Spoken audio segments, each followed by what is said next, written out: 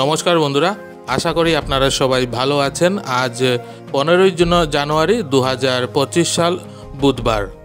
তো বন্ধুরা, বর্তমানে উমরাংশুর কয়লা খনিতে যে উদ্ধার কার্য চলছে সেটার কি অগ্রগতি আছে সেটার বিস্তারিত আপনাদের সামনে এই ভিডিওর মাধ্যমে তুলে ধরব। আপনাদের কাছে অনুরোধ, আপনারা পুরো ভিডিওটা দেখুন, পুরো ভিডিওটা না টেনে দেখবেন বন্ধুরা।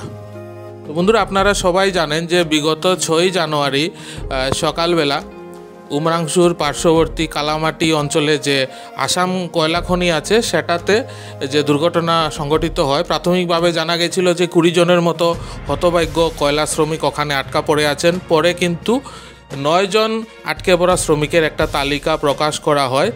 এবং বন্ধুরা, আপনারা জানেন যে গত রবিবারে একে একে 4 জনের প্রাণহীন দেহ উদ্ধার করা হয়েছিল। এরপরে আর কি অগ্রগতি হয়েছে সেটা আপনাদেরকে বলছি বন্ধুরা।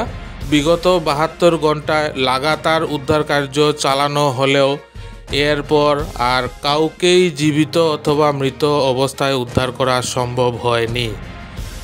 মানে গত সোমবার, মঙ্গলবার এবং আজ বুধবার, এই 3 দিনে কাউকেই কিন্তু আর উদ্ধার করা সম্ভব হয়নি। যদিও কোল ইন্ডিয়া এবং ওএনজিসির তরফে বেশ কটা সাবমার্সিবল ওয়াটার পাম্প লাগানো হয়েছে, যেগুলো খুবই উচ্চ ক্ষমতা সম্পন্ন এবং লাগাতার সেই কয়লা খনির ভেতর থেকে জল বার করা হচ্ছে। কিন্তু যেটা একটা আন্দাজ করা হচ্ছিল যে সেই হতভাগ্য কয়লা খনিতে কোনো একটা জলের উৎসের সাথে সরাসরি যোগাযোগ আছে, এই জন্য লাগাতার জল বার করা হলেও কিন্তু সম্পূর্ণভাবে সেই কয়লা খনির ভিতরটা জলমুক্ত করা সম্ভব হচ্ছে না। জল একদিকে বার করা হচ্ছে, একদিকে আবার জল ভেতরে ভর্তি হয়ে যাচ্ছে। এজন্য বারবার আপনারা ছবিতে দেখতে পাচ্ছেন প্রতিদিনই কিন্তু লাগাতারভাবে ভারতীয় নৌবাহিনীর ডিপ ডাইভাররা ভেতরে যাচ্ছেন,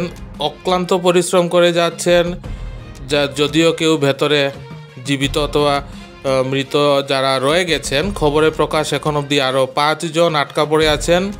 এই গত 72 ঘন্টায় এই 5 জনের মধ্যে কাউকেই কিন্তু উদ্ধার করা সম্ভব হয়নি।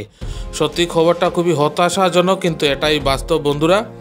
আপনারা জানেন যে দুর্ঘটনাগ্রস্ত এলাকাতে ভারতীয় সেনাবাহিনী, আসাম রাইফেলস, এনডিআরএফ, এসডিআরএফ, ভারতীয় নৌবাহিনী এবং ওএনজিসি এবং কোল ইন্ডিয়ার তরফ থেকে অনেকেই উপস্থিত আছেন। এবং আপনারা ছবিতে দেখতে পাচ্ছেন যে একাধিক ওয়াটার পাম্প সহযোগে ভেতর থেকে লাগাতার জল বার করা হচ্ছে, কিন্তু সুফল মিলছে না কিছুতেই। বিগত 72 ঘন্টায় কাউকেই উদ্ধার করা সম্ভব হয়নি। আপনারা ছবিতে দেখুন বন্ধুরা, লাগাতার লক্ষ লক্ষ লিটার জল সেই কুয়োর ভিতর থেকে বার করা হয়েছে, কিন্তু সাফল্য আসেনি বিগত 72 ঘন্টায়। এখন পর্যন্ত সর্বশেষ যেটা আপডেট আছে সেটাই বন্ধুরা আমি আপনাদের সাথে শেয়ার করছি।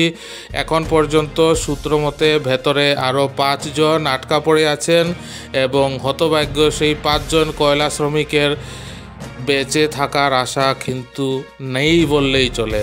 যদিও আশা সবাই করছেন যে কাউকে না কাউকে হয়তো জীবিতভাবে উদ্ধার করা সম্ভব, কিন্তু আজকে উদ্ধার কার্য চলার 9ম দিন এবং এই 9ম দিন পর্যন্ত জলের নিচে কাউরি বেঁচে থাকার সম্ভাবনা কিন্তু প্রায় নেই বললেই চলে।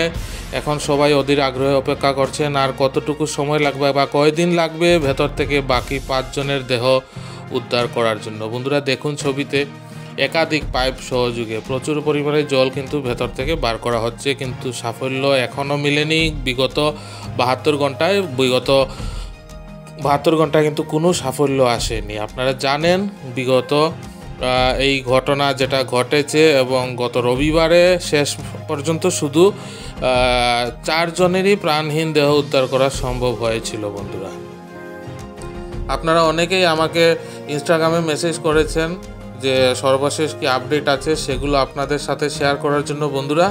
তো এই ভিডিওর মাধ্যমে আমি আজকে পর্যন্ত যে আপডেট আছে সেগুলি কিন্তু আপনাদের সাথে শেয়ার করার চেষ্টা করছি। এই ভিডিওর মাধ্যমে আপনারা দেখছেন আজকের আপডেট 15ই জানুয়ারি 2025 সাল বুধবার।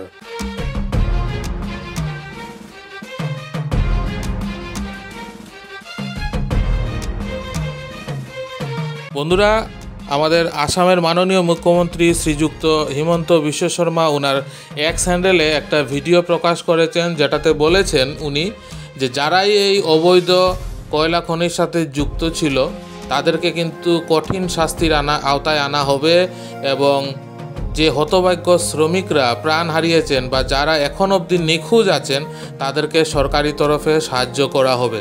আমরা আশা রাখছি আমাদের মাননীয় মুখ্যমন্ত্রীর কাছে যারা এই অবৈধ রেড হোল মাইনিং পদ্ধতিতে, যে পদ্ধতিটা ভারতবর্ষে সম্পূর্ণভাবে নিষিদ্ধ, এই অবৈধ পদ্ধতিতে যারা এই কয়লা খনির সাথে যুক্ত তাদেরকে কিন্তু দৃষ্টান্তমূলক শাস্তির আওতায় অবশ্যই আনা হবে।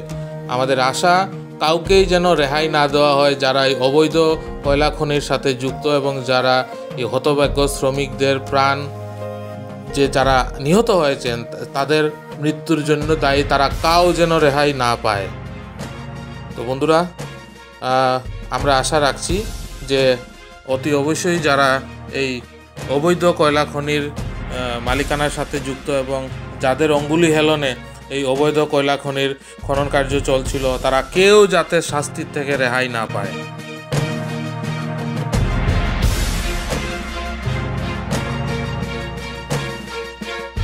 বন্ধুরা, আপনারা ছবিতে দেখতে পাচ্ছেন বারবার ভারতীয় নৌবাহিনীর ডিপ ডাইভাররা ভেতরে যাচ্ছেন। জলের স্তর কিছুটা নামলেই কিন্তু ওনারা আবার তল্লাশি জারি রেখেছেন সেই হতভাগ্য অভিশপ্ত কয়লা খনির ভেতরে। কিন্তু বিগত 72 ঘন্টায় আর নতুন করে কারো দেহ কিন্তু উদ্ধার করা যায়নি, উদ্ধার করা সম্ভবপর হয়নি। এখন অবধি আরও 5 জন আটকে আছেন বলে খবরে জানা গেছে। তো বন্ধুরা, আজকের ভিডিওতে আপডেট এতটুকুই থাক। আশা করি আজকের আপডেটটা আপনাদের ভালো লাগবে। যদি ভালো লাগে তো অবশ্যই কমেন্ট করে জানাবেন, একটা লাইক করে দেবেন, আপনার চেনাশোনা সবার সাথে ভিডিওটা কিন্তু শেয়ার করবেন। আর যারা নতুন দেখছেন তারা প্লিজ চ্যানেলটা সাবস্ক্রাইব না করে যাবেন না, সাবস্ক্রাইব করে পাশে থাকা বেল আইকনটা অবশ্যই প্রেস করে দেবেন। তাতে যখনই আমি আর একটা নতুন ভিডিও দেব তার নোটিফিকেশন সাথে সাথে আপনার কাছে চলে আসবে। খুব তাড়াতাড়ি আবার কিছু নতুন আপডেট নিয়ে বন্ধুরা আপনাদের সামনে আবার হাজির হব। ততক্ষণ আপনারা সবাই ভালো থাকবেন, সুস্থ থাকবেন। পাশে থাকার জন্য অনেক অনেক ধন্যবাদ।